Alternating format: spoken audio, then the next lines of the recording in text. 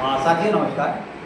जैसा कि आप सभी जानते हैं कि इस सत्र 2025-26 में राज्य शिक्षा केंद्र द्वारा सभी शासकीय शालाओं में 10 बस्ता विहीन दिवस यानी बैगलेस डे के आयोजन के संबंध में निर्देश दिए। हमारे बहुत सारे शिक्षक साथियों को इस निर्देश की जानकारी नहीं है या वे इसका क्रियान्वयन ठीक से नहीं कर पा रहे हैं।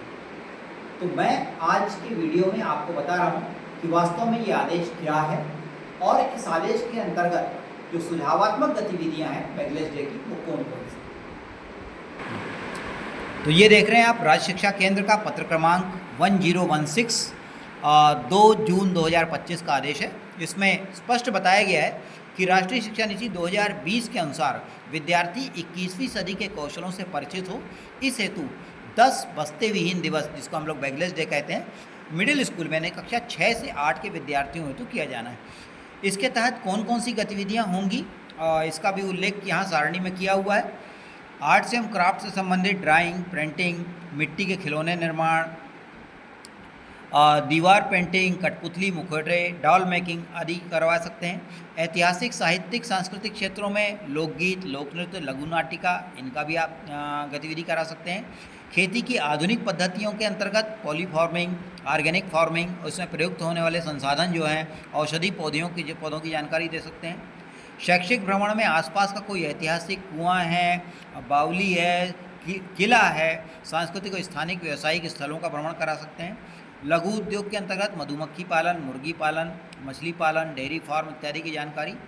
महत्वपूर्ण संस्थानों का भ्रमण, पोस्ट ऑफिस हो गया, बैंक, पुलिस थाना, अस्पताल, मंडी, विभिन्न संस्थानों का भ्रमण कर प्रत्यक्ष में जानकारी। स्थानीय कामगार है, जैसे लकड़ी, बिजली का, लोहे के प्लम्बर का काम, खिलौने, जूट का कार्य, इन सब की जानकारी देना। पुस्तकालय गतिविधियों के अंतर्गत भी आसपास का कोई पुस्तकालय है, ई पुस्तकालय है, उसमें उसका भ्रमण करा के उनके जो पठन की जो कौशल विकास है उसको हम लोग कर सकते हैं। प्रौद्योगिकी, विज्ञान और पर्यावरण में जैविक खाद, किचन गार्डन, स्वच्छ पेयजल का महत्व, इनसे संबंधित गतिविधि हो सकती है।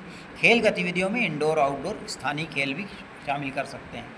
इसके लिए विद्यालय की वार्षिक कार्य योजना का सुझावात्मक प्रारूप के अंतर्गत सत्र 25-26 के लिए आपको सारणी दी हुई है, जिसमें माह देना है, संपादित गतिविधि कौन सी कराई गई है, आयोजन का दिनांक, ये संभवतः किस माह का कोई शनिवार होगा, गतिविधि की पूर्व तैयारी, सहभागी विद्यार्थियों की संख्या और बच्चों के सीखने के परिणाम पर संक्षिप्त टिप्पणी। तो इस फॉर्मेट में हम एक कार्य योजना यहाँ पर बना सकते हैं।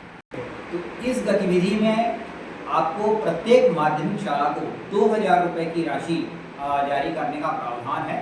तो हमारे जितने भी हमारे मिडिल स्कूल के प्रधानाध्यापक साथी हैं, शिक्षक साथी हैं, वो मैं समझता हूँ कि अब इस सारणी में दी हुई जो सुझावात्मक गतिविधियाँ हैं उसके आधार पर अपनी समय परिस्थिति के हिसाब से कौन सी गतिविधियों का संपादन आप सफलतापूर्वक कर सकते हैं, उनका संपादन करेंगे। और जो सत्र में जो 10 बैगलेस डे की गतिविधियों का आयोजन करना है उसको प्रभावी तरीके से आप कर सकेंगे, ताकि बच्चे सैद्धांतिक के साथ साथ व्यवहारिक शिक्षा को भी प्राप्त कर सकें। बहुत बहुत धन्यवाद।